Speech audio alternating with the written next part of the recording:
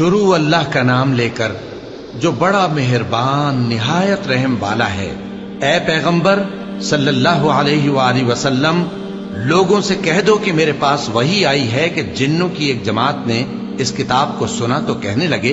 کہ ہم نے ایک عجیب قرآن سنا جو بھلائی کا رستہ بتاتا ہے، سو ہم اس پر ایمان لے آئے، اور ہم اپنے پروردگار کے ساتھ کسی کو شریک نہیں بنائیں گے، اور یہ کہ ہمارے پروردگار کی شان بہت بلند ہے، وہ نہ بیوی رکھتا ہے نہ اولاد، اور یہ کہ ہم میں سے کوئی بے وقوف اللہ کے بارے میں جھوٹ گھڑتا ہے، اور ہمارا یہ خیال تھا کہ انسان اور جن اللہ کی نسبت جھوٹ نہیں بولیں گے، اور یہ کہ بعض بنی آدم بعض جنات کی پناہ لیا کرتے تھے تو اس سے ان کی سرکشی اور بڑھ گئی تھی، اور یہ کہ ان کا بھی یہی اعتقاد تھا جس طرح تمہارا تھا کہ اللہ کسی کو نہیں زندہ کرے گا، اور یہ کہ ہم نے آسمان کو ٹٹولا تو اس کو مضبوط چوکیداروں اور انگاروں سے بھرا ہوا پایا، اور یہ کہ پہلے ہم وہاں بہت سے مقامات پر فرشتوں کی باتیں سننے کے لیے بیٹھا کرتے تھے، اب کوئی سننا چاہے تو اپنے لیے انگارہ تیار پاتا ہے، اور یہ کہ ہمیں معلوم نہیں کہ اس سے اہل زمین کے ساتھ برائی مقصود ہے یا ان کے پروردگار نے ان کی بھلائی کا ارادہ فرمایا ہے، اور یہ کہ ہم میں بعض نیک ہیں اور بعض دوسری طرح کے، ہمارے کئی طرح کے مذہب ہیں، اور یہ کہ ہم نے سمجھ لیا ہے کہ ہم زمین میں خواہ کہیں ہوں اللہ کو ہرا نہیں سکتے اور نہ بھاگ کر اس کو تھکا سکتے ہیں، اور جب ہم نے ہدایت کی کتاب سنی اس پر ایمان لے آئے، سو جو شخص اپنے پروردگار پر ایمان لاتا ہے تو اس کو نہ نقصان کا خوف ہے نہ کسی طرح کے ظلم کا، اور یہ کہ ہم میں بعض فرما بردار ہیں اور بعض نافرمان ہیں، تو جو فرما بردار ہوئے وہ سیدھے رستے پر چلے، اور جو نافرمان ہوئے وہ دوزخ کا ایندھن بنے۔ اور اے پیغمبر صلی اللہ علیہ وآلہ وسلم،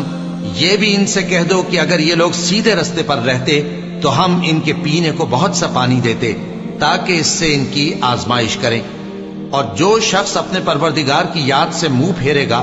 وہ اس کو سخت عذاب میں داخل کرے گا، اور یہ کہ مسجدیں خاص اللہ کی ہیں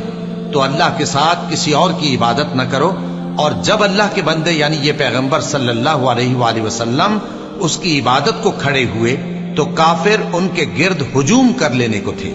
اے نبی صلی اللہ علیہ وآلہ وسلم، کہہ دو کہ میں تو اپنے پروردگار ہی کی عبادت کرتا ہوں اور کسی کو اس کا شریک نہیں بناتا، یہ بھی کہہ دو کہ میں تمہارے لیے نہ کسی نقصان کا اور نہ نفع کا کچھ اختیار رکھتا ہوں، یہ بھی کہہ دو کہ اللہ کے عذاب سے مجھے کوئی پناہ نہیں دے سکتا اور میں اس کے سوا کوئی جائے پناہ نہیں پاؤں گا، ہاں اللہ کی طرف سے احکام کا اور اس کے پیغاموں کا پہنچا دینا ہی میرے ذمہ ہے،